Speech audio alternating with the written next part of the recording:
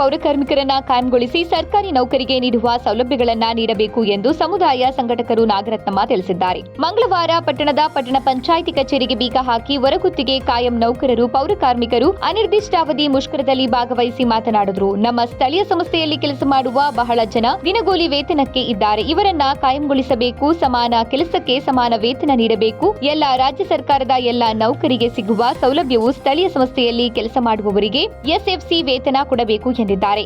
ಸ್ಥಳೀಯ ಸಂಸ್ಥೆಯಲ್ಲಿ ಕೆಲಸ ಮಾಡ್ತಂತ ನೌಕರರು ಬಹಳ ಜನ ದಿನಗೂಲಿ ವೇತನದಲ್ಲಿದ್ದಾರೆ.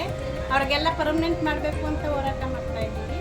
ಮತ್ತೆ ಸಮಾನ ಕೆಲಸಕ್ಕೆ ಸಮಾನ ವೇತನ ನೀಡಬೇಕು ದಿನಗೂಲಿ ನೌಕರರಿಗೆ ಅಂತ ಅದು ಒಂದು ಬೇಡಿಕೆ ಇಟ್ಟಿದ್ದೀವಿ.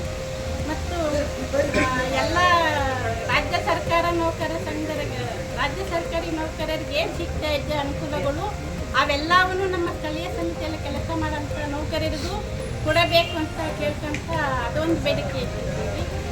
ಮತ್ತು ಎಲ್ಲ ನೌಕರರಿಗೂ SFC ಅಂದರೆ ಸ್ಟೇಟ್ ಫೈನಾನ್ಸಿಂದನೇ ವೇತನ ಆಗಬೇಕು ಅಂತ ಹೀಗೆ ಹಲವಾರು ಬೇಡಿಕೆಗಳಿತ್ತು. ಅನಿರ್ದಿಷ್ಟ ಕಾಲವರೆಗೂ ಸ್ಟ್ರೈಕ್ ಮಾಡ್ತಾ ಇದ್ದೀವಿ. ಇಡೀ ಕರ್ನಾಟಕ ರಾಜ್ಯಾದ್ಯಂತ ಎಲ್ಲ ಸ್ಥಳೀಯ ಸಂಸ್ಥೆಗಳಿಂದನೂ ಈ ಥರ ನಿರ್ದಿಷ್ಟ ಕಾಲ ಮುಷ್ಕರ ಮಾಡ್ತಾ ಇದ್ದೀವಿ. ಮೇಡಮ್, ಇದುವರೆಗೆ ಸರ್ಕಾರ ಏನು ಕೊಟ್ಟಿಲ್ಲ ಮೇಡಮ್. ಸರ್ಕಾರ ಇದುವರೆಗೆ ಏನು ನಿಮಗೆ ಆ ಥರ ಸೌಲಭ್ಯವನ್ನು ನೀಡಿಲ್ಲ ಮೇಡಮ್. ಸೌಲಭ್ಯ ನೀಡಿದ್ದಾರೆ ಸಮಾನವಾಗಿ.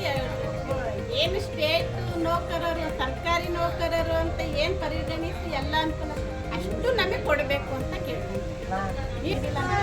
ಅಷ್ಟು ಅವ್ರಿಗೇನು ಕೊಡ್ತಿದ್ದಾರೆ ಅವ್ರ ಸಮಾನವಾಗೇ ಕೊಡ್ರಿ ಅಂತ ಕೇಳ್ತಾರೆ. ಕೊಟ್ಟರೆ ನಮಗೆ 80% ಕೊಡ್ತಾ ಇದ್ದಾರೆ. 100% ಅನುಕೂಲ ಸಿಗ್ತದೆ.